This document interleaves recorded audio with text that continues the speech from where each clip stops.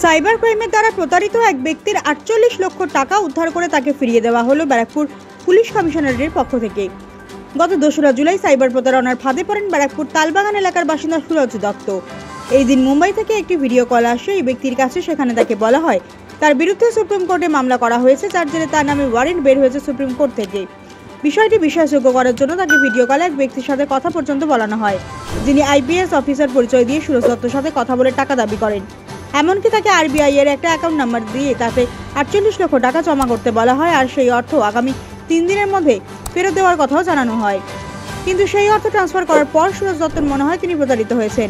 সঙ্গে সঙ্গে তিনি টিটাগড় থানায় অভিযোগ দায়ের করেন। এই হেন অভিযোগ পেয়ে পুলিশ তৎক্ষণাৎ তদন্ত শুরু করে এবং যে অ্যাকাউন্টটিতে টাকা দেওয়া হয়েছিল সেটি খোঁজ করে সফলতা পায় পুলিশ।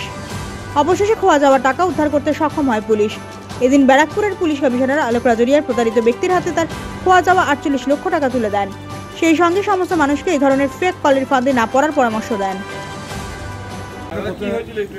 বলছি, আমাকে প্রথমে একটা ফোন আসে হোয়াটসঅ্যাপের মধ্যে দিয়ে। আমাকে বলা হয় যে আমার আধার কার্ড ফোন করে একটা সিগন্যাল নেওয়া হয়েছে, যেটা দিয়ে ইয়ে করা হচ্ছে, যে ফ্রডুলেন্ট অ্যাক্টিভিটিস চলছে। সেটা বড়িভ্যালি পুলিশ স্টেশন থেকে আমি মানে যখন ফোনটা আসে আমি ট্রু কলারে দেখি ওটা বড়িভ্যালি পুলিশ স্টেশনের নাম্বার। তা সেই জন্যই আমি ফোনটা তুলেছিলাম। তা তখন ওনারা বলেন যে এটা এভাবে একটা ফ্রডুলেন্ট অ্যাক্টিভিটিস চলছে। তখন আমি বলি যে এটা কোনোদিন সম্ভব না। তখন বলে ঠিক আছে, ৮ ঘন্টা ধরে আমাকে গ্রিল করে, নানান ধরনের কথা বলে। তারপরে বলে যে ঠিক আছে, আপনার আমি মানতে রাজি আছি, তবে আমরা চেক করে দেখছি আপনার নামে আর কোনো ফার্দার কোনো কেস আছে।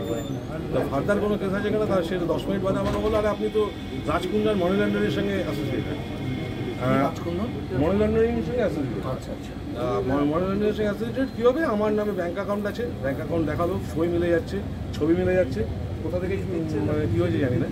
তা যাই হোক, এগুলো কি সব ভিডিও কলে? আচ্ছা, আজকে প্রেস ব্রিফ দেখেছি আমাদের টিটাগড় থানায় একটা খুবই successful investigation and recovery of মানি।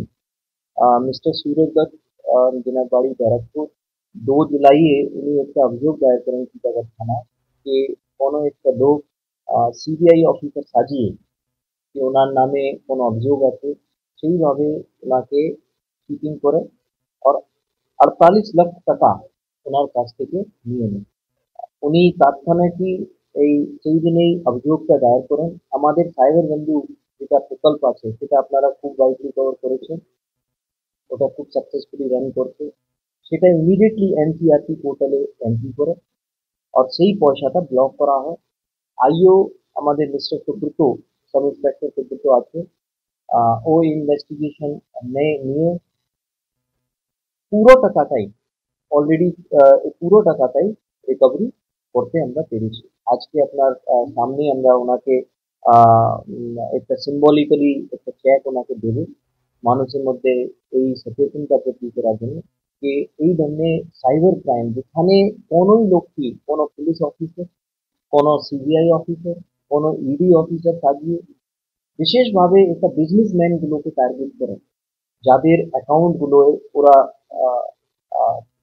এই ডেটাটা পেয়ে যায় কোনোভাবে, অ্যান্ড তখন ওদেরকে টার্গেট করে এইভাবে যেটা ভয়, ওদেরকে ভয়কে কাজে লাগিয়ে ওনার কাছ থেকে এটা চুরি করা হয়, চিটিং করা হয়।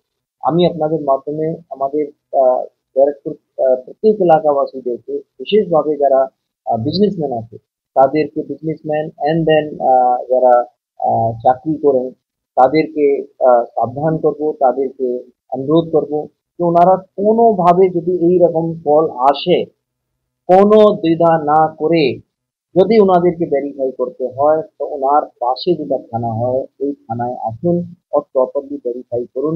কোনোভাবে কোনোই লোককে এইভাবে টাকা দেবেন না।